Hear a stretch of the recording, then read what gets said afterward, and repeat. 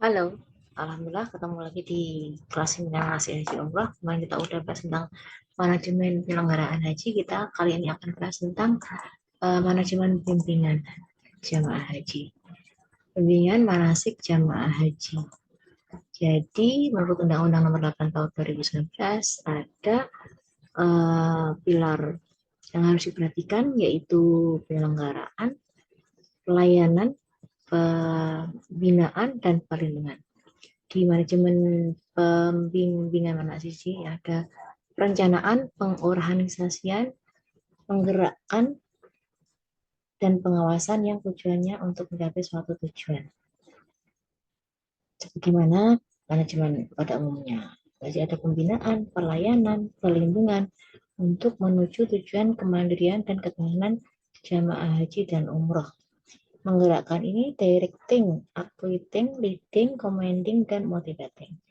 Jadi bisa dengan beraksi, actuating ya, kemudian leading atau memimpin, commanding, memomando, kemudian memotivasi.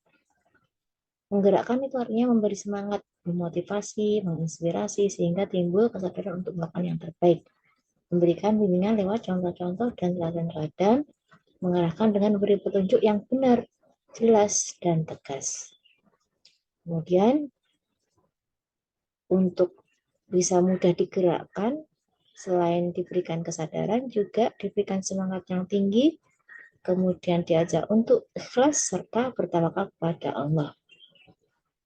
Nah, pergerakan yang beraturan karena jamaah ini kan ada jutaan manusia ya, ratusan ribu manusia berkumpul di satu tempat di satu waktu.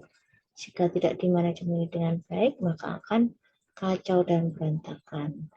Jadi petugas ini bergerak mengatur supaya pergerakan ini menjadi tertib, waktunya, tempatnya, tata caranya, serta urutannya. Pola pergerakannya bisa dengan kloter, ya, kemudian dengan rombongan, kemudian dengan regu dan individu.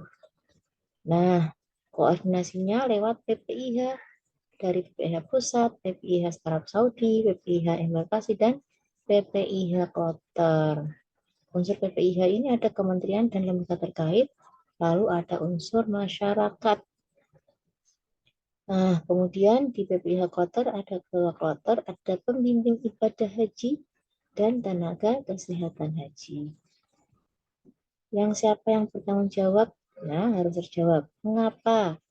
Bagaimana? Apa? Kapan? Dan di mana? Ini harus ada jawabannya. Hak jemaah haji apa? Mendapatkan bimbingan manasik haji dan materi lainnya di tanah air dalam perjalanan dan di Arab Saudi sesuai dengan pasal 6 Undang-Undang Nomor 8 Tahun 2019. Jadi menurut pasal 6 Undang-Undang Nomor 8 Tahun 2019, jemaah haji mendapatkan bimbingan manasik haji dan materi lainnya di tanah air dalam perjalanan dan Arab Saudi. Pembinaan ini harus terencana, terstruktur, terukur, dan terpadu. Manasik di tanah air dalam perjalanan dan di Arab Saudi. Di tanah air kita koordinasi antara Kemenak, KPIHU, kelompok bimbingan ibadah haji umroh, ya, kemudian dinas kesehatan dan FKA PHI. Nah, sasarannya jemaah haji daftar tunggu minimal 2 tahun sebelum keberangkatan. Ya, minimal 2 tahun sebelum keberangkatan harus sudah mulai bimbingan manasik. Manasik di tanah air harus mandiri sepanjang tahun, jadi tidak hanya belajar ketika mau berangkat saja.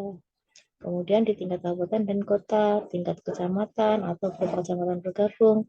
Kemudian ada pembinaan ketua regu dan ketua rombongan. Revitalisasi peran Karu dan Karam karena mereka nanti akan memimpin langsung. Kemudian ada pemantapan kloter. Pola pembimbingannya, kloter oleh para petugas kloter, rombongan oleh ketua rombongan, regu oleh ketua regu, individu oleh teman dekat, Karu, Karam, dan petugas. Pembimbing ini harus bisa didengar, dibaca, dilihat, dan ditirukan. Selain juga pembimbing bisa mendengar, bisa membaca, bisa melihat, dan bisa memberi arahan. Rahasia pembimbing. Pembimbing ini untuk rombongan 40 orang. 40 orang, 40 orang. Jadi ada 3 rombongan, pembimbingnya 1. rasio idealnya kalau untuk ketua rombongan itu ada 4 karu ya. Masing-masing karu 10 orang ketua regu. Kemudian demikian untuk manajemen pimpinannya supaya bisa diperhatikan dan dipraktekkan agar penyelenggaraan ibadah haji ini akan baik secara operasionalnya maupun secara